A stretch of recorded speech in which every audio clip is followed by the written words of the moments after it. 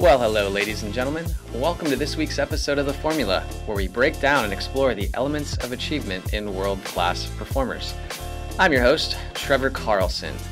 This week's guest is Whitney Freya. She was introduced by a good friend of mine, Casey Everts, so thanks, Casey, for the intro.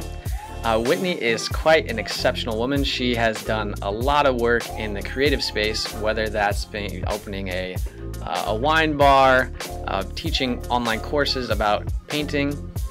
She's a writer. She's published several books on being creatively fit, and we really dive into the creative process, what it means to be creative, how you can improve your own personal creativity, and the impact it can have on the rest of your life. I really enjoyed this interview. I learned quite a bit and maybe questioned a few of my own beliefs or stories that I tell myself. And I hope that you have a couple takeaways from it as well. Let's get this show started with Whitney Freya.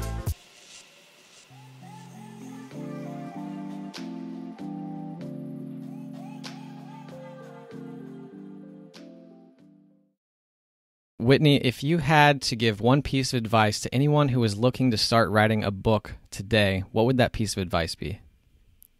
Well, the first thing I would say is to really meditate on and center into what it is you want to write about. Like, make it the thing that you would shout from the rooftops, or you'd want everyone you love to know, right? Like, make sure that it's a message that is really close to your heart, that you're really passionate about, because that energy is what's going to fuel the process all the way to completion, which, can include some ups and downs. So you want to make sure you're writing the thing that, the subject that you most want to share with the world right now. Did you go through that process when you wrote your first book? Yeah, my first book took, a couple different iterations and things like that. I was really motivated to write that book because I had created this art center, kind of on a side street in Nashville. It was the first drop-in art kind of making space there. There were no pottery painting studios or anything like that. And people had amazing experiences. And I was really convicted that people should not have to find this little side street in Nashville to have the benefits of just developing a regular creative practice. So the book came out of my desire to serve the people that I would get emails and things from. I was on HGTV doing some shows with them, the old time, like, here's step 1 and here's step 3. And so I got emails from all over the country. And what I had discovered was having just this really basic personal creative practice impacted every single facet of your life. And so I wanted to give people an opportunity to experience that in the first book. Yeah, so it sounds like it was kind of a fun experience for you too, right? Absolutely. I think writing a book is an opportunity to really dig into and go underneath the surface more than you would normally, clearly, about this subject. And you always learn something about yourself. You learn so much more about the subject you're writing about than you ever imagined. And then the ability to share it with people so easily, is really very rewarding. So yeah, if you know you have a book in you and you've been meaning to do it, I find the biggest thing in most creative projects for people is, you get the inspiration and the idea, and okay, I know I want to write this book. And then before you even maybe start writing, you start thinking about, well, would I publish or self-publish, or how would I do the graphics? You're getting way ahead of the game in the creative process. And because of the difference between where you are now and that image of the finished product being so disparate, you can find yourself stuck. So the next best advice is just start writing. That seems to be the hardest part, though, is like you have this grand vision for what you want this thing to become, and then like sitting down and going through what can be considered a tedious process of, well, I have to write an introduction. I have to write like the first chapter, and it seems like a long journey to get to that final finished product. Did you have any moments where you were like, this is, where maybe it was challenging, or you felt like it was a bit of a struggle, or was it kind of just something where you just kind of sailed through it without a lot of challenges? Oh my gosh, my first book, I started writing it when I was 27, just married. By the time it was published, I had 3 children who could read the book, right? So it was I opened a wine bar with a business partner because I remembered per quantum physics that the wine bar is what got the book deal.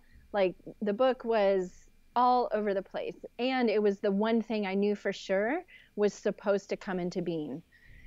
So it didn't matter what happened. Like I flew to New York one time right after the opening of the wine bar with just a backpack. I'm like, oh, I'll buy clothes in New York, and showed up for a literary agent meeting, which went great. But then she went on maternity leave and I was back to square one. I mean, there were so many, kind of the rejection letter-ish. It was even more dramatic than that. And I just kept going. It just didn't matter. And that's why, having that level of conviction around what you're writing about is so important, because it didn't matter anything that happened contrary to my plan to get this book published. Was just like, oh, well, I guess it's not happening that way, or you're not my book agent, or whatever it was, because I knew so deeply that it was meant to happen. Is that kind of when you're along the right path, is when obstacles pop up and you're just like, well, we're just going to deal with it, and you don't really stress too much? Yeah, I think for me, there's always been this feeling of I just need to get out of my way and allow the inspiration, what's coming through, to come through. It's always, my whole career has kind of felt like an out-of-body experience, frankly. I opened an art center with no art background whatsoever, like had not painted on a canvas even when I opened the doors. And so I started right there in the super vulnerable, but super committed and intuitively inspired to create this idea and into reality. So I think the book is absolutely going to involve the ups and downs, and the way you understand that you're on the right track is tapping into your energy, like when those things happen, right? It's almost like you want the book to feel alive, separate from you, and you're like midwifing it, right? So that, and I coach people around this too, the one-on-one client, so it's different for everybody. But that's where the conviction and the passion has to come in. You have to know that this message is meant for the world right now. Yeah, I have so many questions on that too, because I've read some writing books, like I think it's Anne Lamott. I might be butchering her name a little bit, but Bird by her. And then there's another one, I can't remember the name off the top of my head, but they discuss how the process is like, the book is already there. You just really have to like get yourself to a place where you can write it, or you can make it come into fruition. I think it was a book by Stephen Pressfield, The War of Art, that talks about that a lot. But yeah, it's such a fascinating thing, and it's almost as if when you're working on that thing that is really important to you, or you feel like is, I want to say, the right path or the right decision, the right career field, relationship, whatever, it just feels very natural. Is that kind of the case that you found to be with a lot of the other projects that you've worked on as well? I think there's always a feeling of it happening with or without me, right? Like this is an idea, this is something that's happening, and the question is just, do I want to kind of hop on this bus? And then likewise, one of the first places I start with people is getting to know and understand the two different personalities you have within you, as far as the left brain, the ego, fear-based, logical, linear, and then the right brain, which is intuitive and completely present, and knows everything's working out perfectly.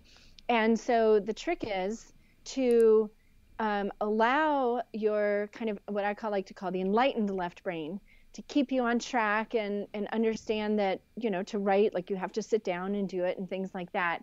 But just treat it as your project manager or your admin, and go to that right hemisphere, the creative side, to open up to receive or channel in a way, what it is you're meant to write. So like I've spoken to writers groups for years and years, and writer's block does not have to exist at all. Writer's block is just you're in your left brain.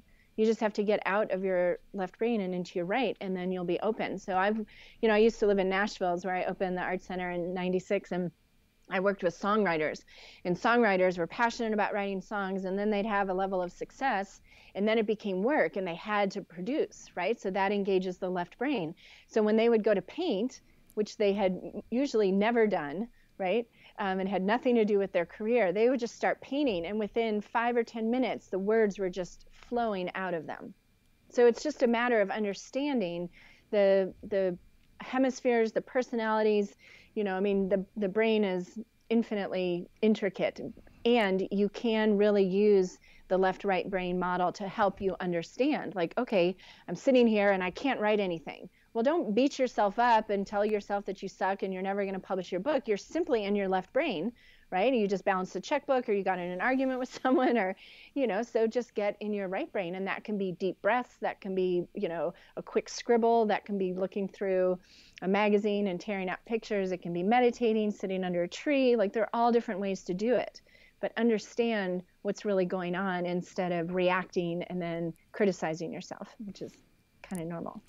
Right. I can relate to that a little bit on a number of things. So if somebody approached you on the street and they said, Whitney, I am striving to be a writer, or I'm striving to be some type of artist or some type of creative, and I'm struggling with whether it be writer's block or some type of obstacle, where would you have them start, and how would you work them through that process of bringing that piece of artwork or whatever their creative outlet is into fruition? Well, the first thing I just have to say is that could be anybody on the street, not just a writer or a creative, right? Because even if you're an accountant and you want to open a new accounting firm, or you want to start an online business, or any different form or change in your accounting firm, you would still be, as far as I'm concerned, in the same boat as the person who wants to write a book or write a song or paint a painting. So creativity is solving problems. It is bringing something that has yet to exist in that exact expression into reality. And we all do it. Otherwise, we just lie on our beds all day and do nothing. So with that being said, first bit of advice would be to spend time in creative activity. Do anything different. So there are a couple different things going on. One is that the way we do anything is the way we do everything. For example, I just started, actually a year ago this week almost, I started paragliding. And so I'm flying a wing by myself up in the air, thousands of feet. And I literally did this, one, because I've always wanted to fly, but two, because I wanted to develop new parts of my left brain. And I figured if I made it life or death, that maybe I would really get into my left brain stuff. So doing anything new, right? So say you want to write a book and you're feeling stuck. So paint a painting, go on a hike and make Andy Goldsworthy looking mandalas with the pine cones, like learn how to cook a Thai dish, or, go on a trip, change the scenery, do something different to encourage and kind of attract that energy of doing something different. And alongside of that doing something different does physiologically engage the right brain. They found the right hemisphere is where you want to be to get to that stroke of insight, because there's a gamma brainwave that happens right before that aha. And that's where the entire neocortex is lit up. And if you're in your left brain trying to figure things out and beating yourself up because you sat down a half hour ago and you've just written the word you're not going to get it. So it's, play with the paper clips, or go outside, or stand on your head, do anything different to change your way of thinking. And that's going to attract the aha, like the sentence, that perfect first sentence will just come to you. So it's learning in a kind of a logical way that you can actually count on the ahas and the strokes of insight and the synchronicities and coincidences and the words to just pour through you, and understand how to create an environment within which that can happen. Does that make sense? Oh, that makes total sense. And I love the sentence that you said, how you do one thing is how you, I think I'm probably butchering it a little, but how you do one thing is how you do everything. Yeah, the way you do anything is the way you do everything. Yeah, I don't remember where I heard that from, but ever since I heard it though, I was like, man, that's like, kind of reminds me a little bit of the concept of, are you familiar with Marie Kondo, the life-changing magic of tidying up? Have you heard of that book? Oh, yes, I am. Yes, yeah. Absolutely. Yes. All right, I probably said her name wrong, but like the whole concept of, if your room is a mess, your house is a train wreck, like you're probably like not mentally clear, or like you have something else going on that you need to, that's stressing you out or you need to deal with, because it's like how you do one thing is how you do everything. How you keep your house, how you perform at work, all that stuff. So it's really interesting.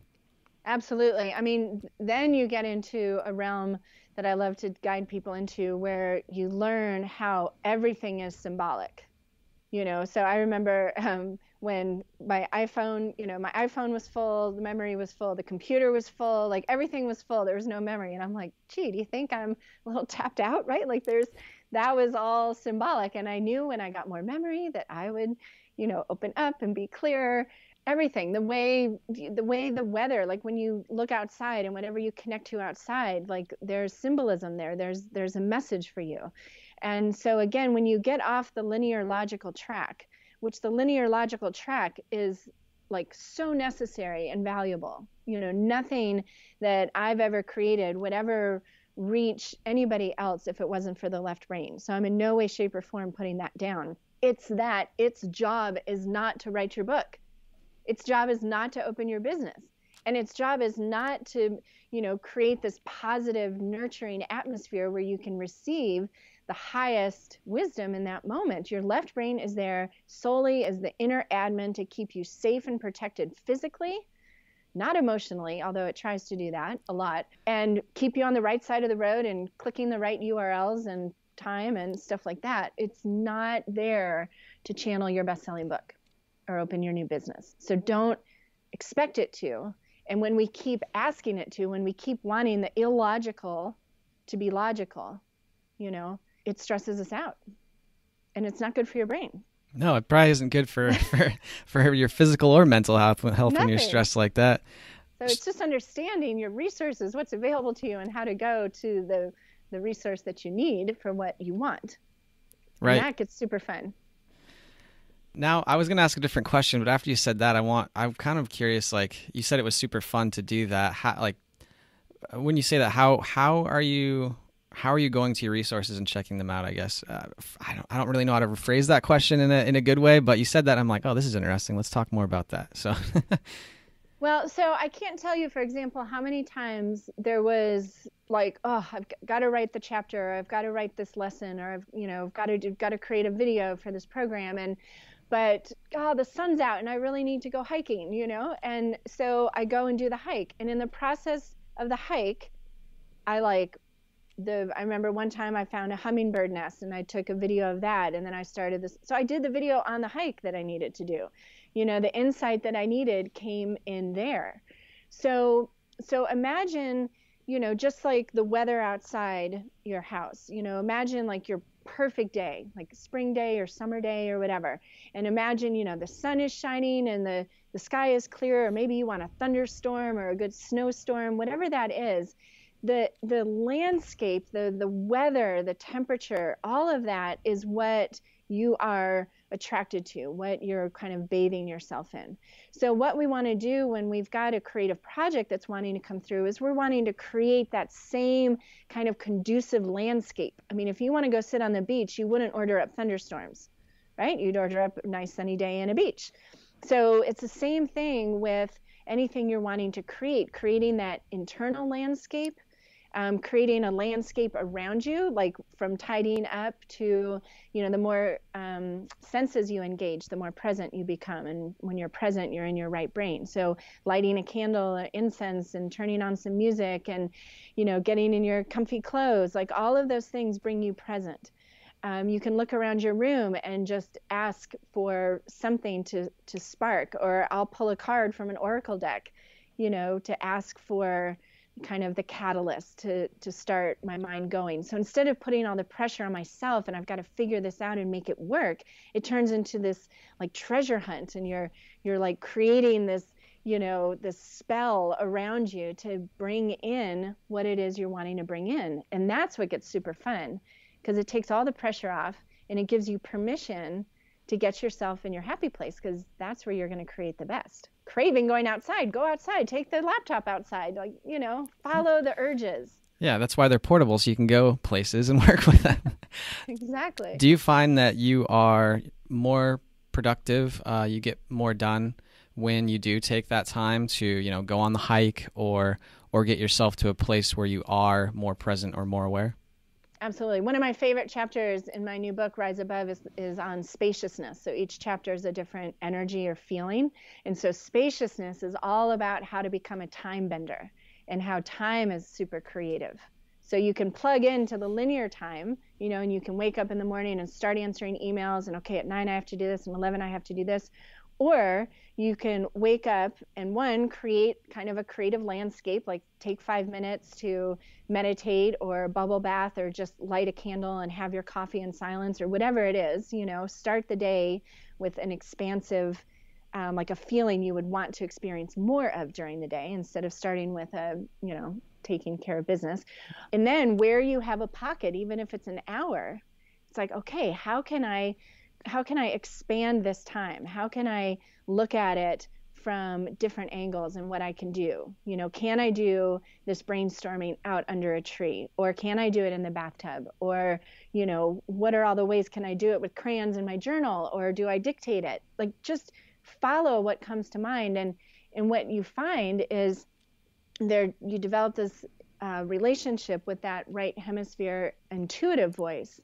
And you'll just start kind of getting these nudges like, oh, I wonder why Tiffany just popped to mind. Well, because you should call her, because she's going to say something that's going to inspire your writing instead of being like, oh, I can't do that. I'm supposed to be writing this hour, right? So it's like this intentional kind of ADD in a way, let it work for you. It's like casting the net. And then you're going to be a lot more productive than if you're, putting the pressure on yourself to perform and getting frustrated or critical or feeling low energy, right? You're not going to create anything really fabulous from that space. Do you think one of the keys to the process of everything you just said is taking time away from technology? I think that can always benefit us. I don't believe in beating up on technology, because that's just making technology the victim, or making us the victim of technology, where we're the ones turning the stuff on, right? So let it work for you. Like, I mean, the internet and all the technology makes my life possible out in remote Northeast Oregon, right? So I love it. I pay a little homage to the big cell phone tower that's on the beautiful mountain. And I'm sure that I turn it off so that I can experience what it feels like not to be checking my phone all the time. It's up to you. Like, you are the life artist. The art you're creating is your life. Don't give away your power to the technology or the book publisher or the, economy or any of these things. You decide what you are here to create, and then you commit to it, and then you open up to all the different ways, not just the ways you were taught in school, because newsflash, there's a lot more available to you. Yeah, it's weird what happens when you start educating yourself outside of school and you're like, why didn't they ever teach me any of this stuff growing up? Yeah. I don't have the answers on that, but I wish they would have, because it's taken a long time to learn a lot of lessons that would have been nice to have picked up when I was younger. Absolutely. So we talked a lot about, a little bit about your books and some of the process that goes into it and some advice that you would have for others. What does it mean to you? Because remind me of the title of your first book. It is Creative. The first book is The Artist Within, A Guide to Becoming Creatively Fit. Yeah, that's the one. Because I was on your website and I was looking around. There's a lot that has to do with creativity there. And I wanted to ask you, what does being creative mean to you, and how would you define that? Well, for me, being creative is a lifestyle. It's a state of being. It's taking ownership and responsibility for the truth that I am the sole creator of my experience. And then it's, what do I want to experience, and what are all the ways I can do that, and getting creative with understanding, why we have these voices in our head that say, oh, you can't do that, or you shouldn't do that, or a good this doesn't do that, right? So we're creating the stories that we tell ourselves. We're creating opportunities. We're creating connections all the time. So for me, someone who's highly creative is living life on their terms, right? They've learned how to make it work, and they've usually made some big choices, some big sacrifices from kind of a logical point of view, and that is what freed them up or opened them up to do more of what they love.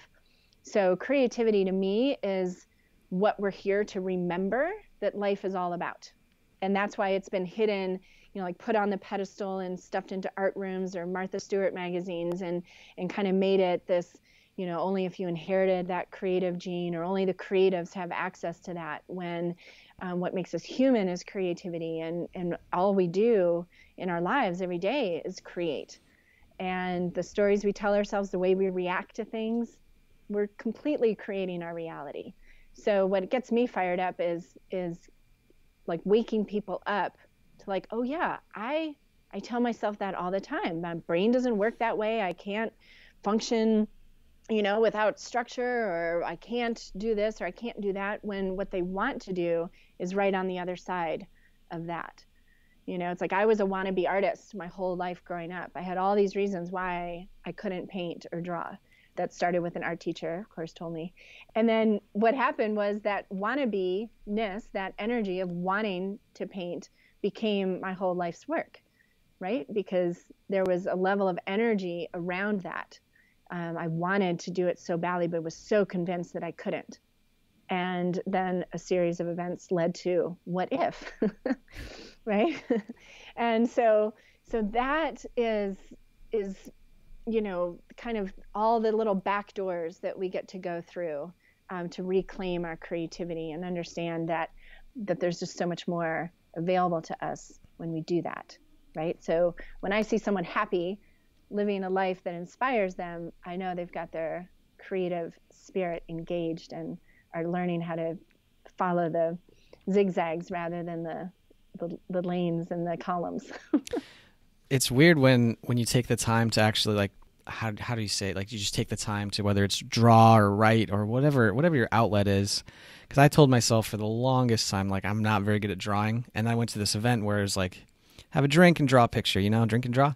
And I'm sitting there and I'm like, I have no idea what I'm doing. And like the first thing I drew was pretty bad. And then it slowly got better. And I was like, oh, this is actually really fun. And it gave me an idea for something else I was doing. But it almost felt like I was using a different part of the brain that I hadn't in a very long time. Which brings me to my next question. I'm sure that people have said this to you or asked you this before, where they're like, hey, Whitney, everything you do is really cool, but, I'm just not creative. And you kind of touched on this a little bit, but what do you tell those people, or what do you do to kind of help them move closer to being a creative, or thinking that they are a creative? So my first question is, what do you want? What do you want to experience? Like, let's not focus any energy on what you're not. And of course, I know they're creative, but it doesn't do them any good for me to just tell them that. What do you want? What if you were creative? Let's just say, I had a magic wand and you're now creative. What would you create? What do you want to experience in your life? And let's talk about that, right? Energetically, and try this, like anyone who's listening, when next time you have a conversation and it becomes that, kind of you're matching complaining, or, guess what happened to me bad today, and what happened to me bad today, or just listen to someone go through the list of all the things that went wrong, and feel into, like, what do you have to say at that point? Like, what can you say to them? Like, wow, that sucks. Like, you're right, I guess. Like, there's nothing you can say, right? But when they can say, okay, I had this crappy day, and, I'm supposed to write this book and it's not working. Well, what do you want? Well, I want to feel the inspiration. Like, I want to change up the routine. I want to, do something different. Well, okay, so what would you like to do different? So it's like changing the focus. We've been so conditioned. It's kind of like the bad news sells, right? Like, the bad news attracts all of our attention and we focus all our energy there. And so that's all we're looking at. So guess what? Like, that's going to be your predominant experience. So what I want to help people do is change their creative attention, because you're creating, if you're focused on the bad, you're creating bad, right? Focus on the good, you're going to create more good. So let's focus on what you want. Like, worry is just imagining what you don't want to happen. Like, why would we do that? I mean, I do it, we all do it all the time, right? But literally, if someone defined worry, it would be like sitting there imagining your worst case scenario. And soon, I believe, there will come a day where little kids won't even recognize, like, what are they talking about? They sound sad. Like, what is that? And it's like, they're complaining. What is that? Well, they forgot that if you talk about what you don't want, like that's what you get. And these kids are just gonna be like, that's just crazy. Like, why would anyone do that? Okay, up until now, your experience has been that you don't feel creative. So what would you want to create if, a creative person came in and said, I'll give you anything or make anything happen? And let's start there. So you start painting a picture, building a vision, taking little bitty steps, one brushstroke at a time towards what you want. And that becomes magical. You've given me a lot to think about after that. Because I'm just thinking about in general, because it's interesting when you're having that conversation with someone and they're expressing how they can't do something or something's a problem or whatever it might be, whatever is on top of mind for them. Mm-hmm. And after they're done talking, you're just kind of like, well, that sucks. I'm sorry that's going that way for you. Or you don't really know what to say. But if you almost just start asking them questions, well, like if that wasn't the case, what would happen? Like if it worked, what would it look like? Mm-hmm. I think that's an interesting exercise that I could probably implement a little bit more, because I'm thinking about some recent situations where I was sitting there. I'm like, man, I really hope that this doesn't happen. And then I said that to someone, and they're like, why are you saying that? I'm like, well, because last time I did this thing, that happened, and it wasn't very much fun. And they're like, well, do you want it to happen? I'm like, no. And then they said something like, well, maybe you should think about like why it's not going to happen this time, why it's going to be good. I'm like, oh, damn. Yes. You got some good advice. I'll try to do that. But when you get caught up in worry, it's like a continuous cycle, because you worry, and then you're worrying, so then you're like, oh man, I need to stop worrying. This is bad, and it just kind of snowballs a little bit. But from what you said, it sounds like that's a pretty good solution, at least to get yourself out of it. Well, and the other thing you can do is understand that at any given moment, you're either coming from fear or love. Okay. So when you're worrying, you're in fear. And what a lot of us do is, we say, oh, I'm worried about money. Okay. Right. Like, who isn't? So I'm worried about money. Okay. So you're in fear around money. So what is your fear? Like, what are you afraid of? Right.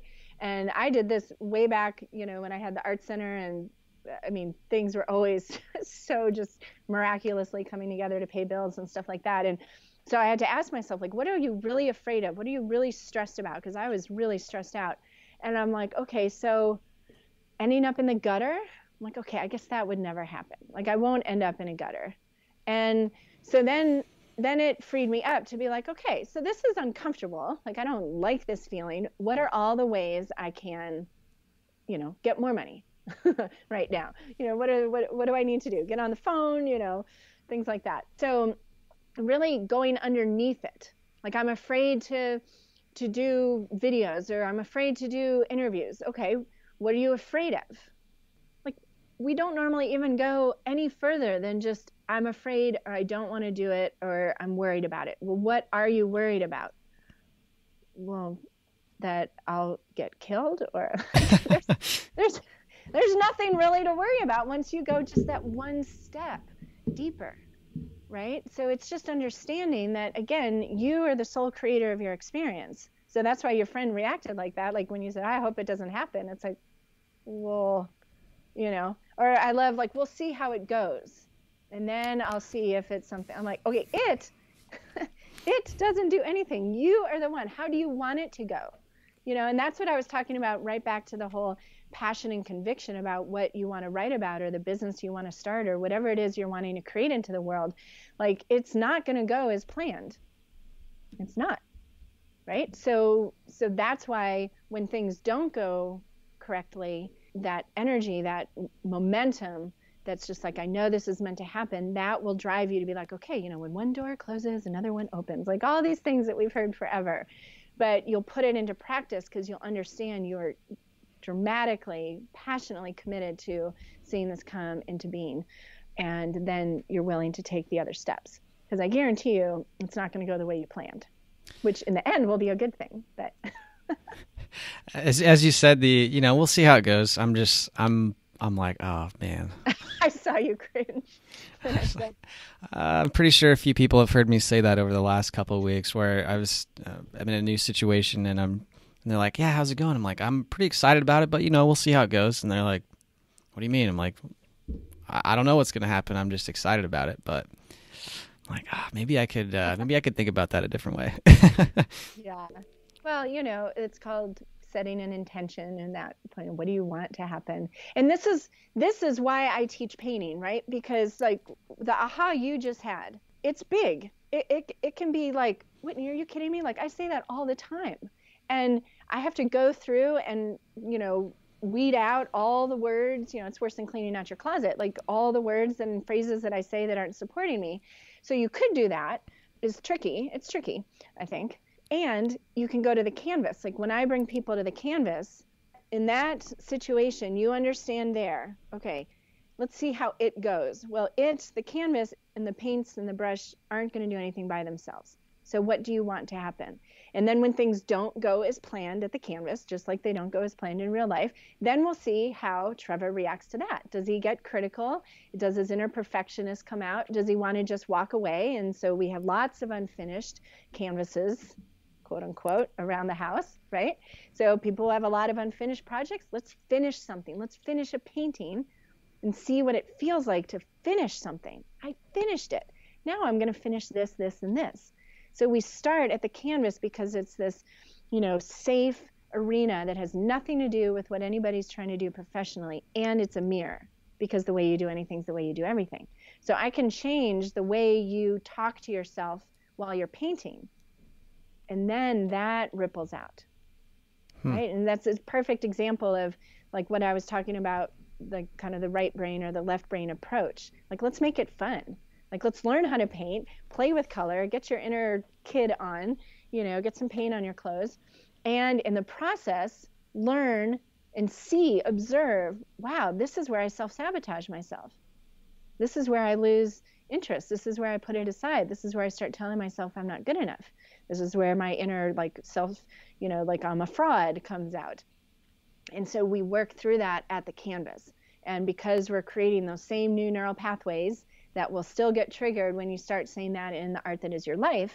And then it's like, oh yeah, I could, just throw a totally different color on the canvas and see what happens. Or I can just paint over it. Or I can understand that this, muddy, goopy layer is actually going to make my next layer look even brighter, right? So it's all symbolic, again, and we learn through these processes. So that's why I get people painting. It's got nothing to do with finished product so much. Although when you learn to paint from that place and then you learn how to paint into the painting the energy you want and how to feel at the canvas the way you want to feel, whether it's abundant or intuitive or peaceful or joyful or free, then you can turn around and attract more of that into your life because you know what it feels like.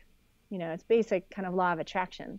It's just using the canvas to create the magnet, so to speak.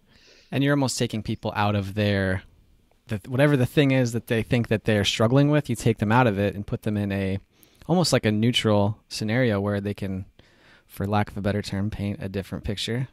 Mm-hmm. And I guess one of the questions that came up while you were discussing that was, what types of things have you seen people I guess, what were the most common things that you've seen people struggle with, and then how have you helped them to really overcome those through your classes or through teaching them how to paint?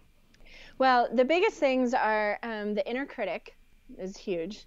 And then what I mentioned earlier about people getting ahead of themselves, instead of staying present in the creative process, they get way ahead of themselves. And, it'd be like, I want to start a business and I need a website, but I have no idea how that goes. But you don't have any copy, no graphics, no images. It's impossible to create a website if you don't have any of that stuff. But you get all those things together and then you say, okay, I've got all this material and now I don't know how to create a website. Then boom, it's easy, right? So we get ahead of ourselves in the process and then we get stuck because we get overwhelmed. So the overwhelm from not staying present, the inner critic, and then there's this, the third big one is the victim mentality. Like, it's not working. It isn't light enough. It isn't fun. And instead of understanding, okay, the way I've created this now isn't fun, or it's too dark, or it's too muddy, instead of owning what it is that you're doing. So not giving away your power to that, oh, this paintbrush is bad, oh, the paints aren't, are too cheap, or, it's too rainy today, or it's too humid today. No, you're just trying to find an excuse to take you off the hook. Just understand it. Do you want to do that, or do you want to finish a project and create that book until it's on a bookshelf, right? So those are the three biggest things: the inner critic, the getting overwhelmed because we're not present in the process, and then the third, which I just mentioned, about the self-sabotaging, being the victim. That reminds me of a quote that I heard not that long ago. It was, if something is important enough to you, you will find a way to get it done no matter what comes up. Exactly. Yeah, and it sounds like that's kind of what you're saying with the last one too. You just need to figure out how you can make it important enough for you, I guess, or maybe it's not important. I don't know. Maybe it depends on the project for you, but yeah, at any given moment, you can, if you just ask yourself, what do I want? What do I want right now? And then understand that you're the only one who's going to create that for yourself. And then what can I do right now to get a little closer? And then you're in action, Yeah, and then, a little bit of action usually leads to a little bit more action, and then all of a sudden you're like halfway done. It's weird how that works. Exactly. So what's next for you? I know you're teaching these classes. You've got some online classes now up and running too, and you've got a couple books out. So what's next? Yeah, it's interesting because I just launched my latest online program, a meditation course that is really, really exciting, that was kind of given to me, and it was totally different from what I've done before. And then I'm still getting that there's new things wanting to come through, and I guess that's maybe just the nature of the beast. But what I'm focusing on right now is sharing Rise Above with the world. It's completely magical and very high vibration. So it's important to get that out there. And then I'm really, just digging deeper into the whole kind of trifecta of meditation and symbolism and creativity. And I'm working with individual clients on that, as well as I train creatively fit coaches. I have a certification program to help people use art in this way. So it's really about helping people in the moment, even without the paint and the canvas, how to choose more of what they want, choose thoughts that are supportive and kind and loving to themselves and in alignment with what they want, and developing that new self-awareness, because I feel like it's right there, ready and waiting, and that's what this planet needs, because otherwise there's so much disturbing things going on in this world, that if we don't learn to focus our energy towards what we want, it's just going to cave in on us. Right?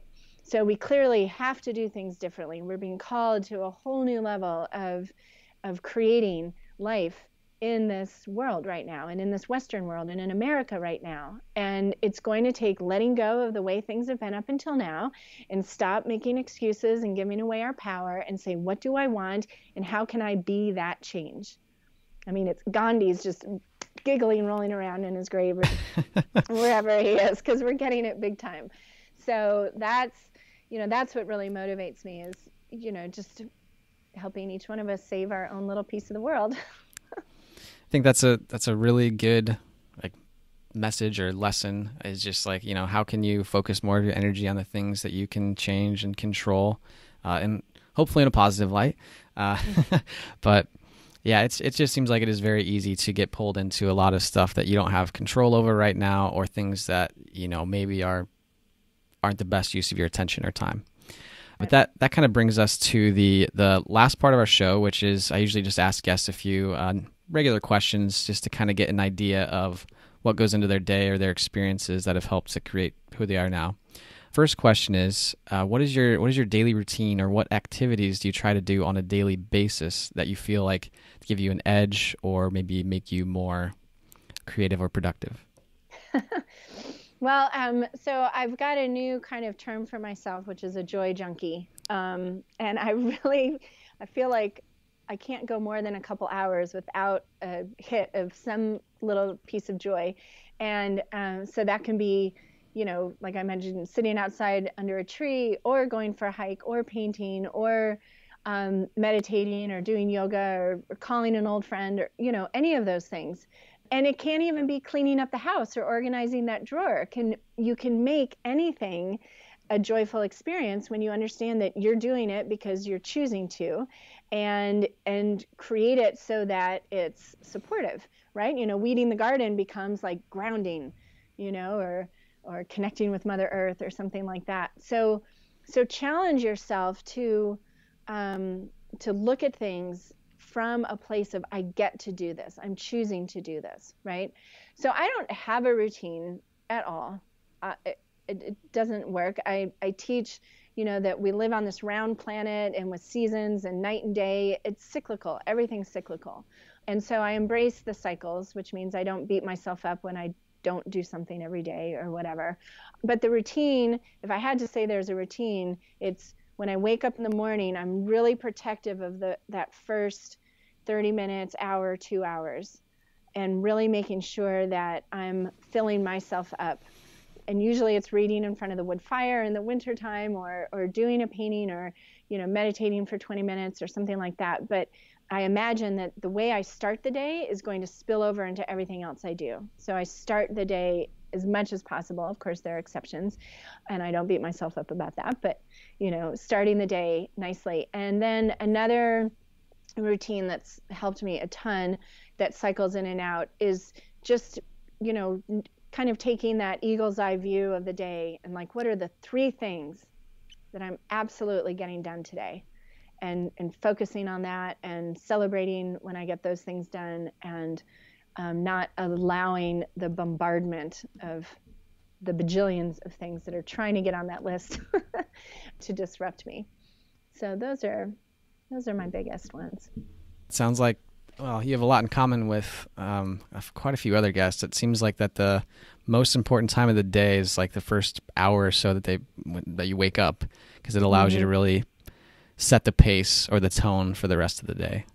Yeah. Or to knock out like the most important things that you have to do. So next question is, what do you think is the most impactful book that you've read? The book there's so many, and I'm constantly referring books to people. And the one that I would have to say came at a really pivotal time and changed how I looked at a lot of things is a book called Journey of Souls by Michael Newton. And that will radically change your story around kind of who you are and why you're here, and the bigger picture. And it's a pretty interesting journey. So that is the book I would probably recommend, Journey of Souls. Cool. I'll have to add it to the list. Check it out. Yeah, absolutely. So the last question that I have is, do you have any message or anything that you'd like to leave our audience with? And then we wrap up too with, if you have anything coming out, which you mentioned your book, so whatever message you'd like to leave our audience with, that would be awesome. I will model what I would want you all to do is tell you what I want. I want you to go to Amazon and buy my book, Rise Above, Free Your Mind, One Brushstroke at a Time. I am committed to making that radically successful and choosing that story, right? Which makes me have to say bold things like that, where I want to just be like, just go to my website and check it out. You should go buy my book. I want you to do that because I want you to tune into the way you are creating your energetic landscape. How you feel in every single moment is up to you. I promise. And I say that I've worked with parents who've lost children, young children, older children. Like there are some really challenging, difficult things that life throws at us. And still, in any of those moments, you can connect to, how do I want to feel? What do I want to learn from this? How is this loving me? How is this guiding me? And take it from there. So just go to Amazon and buy Rise Above, Free Your Mind, One Brushstroke at a Time. And if you hate it, I will send you your money back, or Amazon, you're going to love it. Money back guarantee. How about that for shameless self-promotion?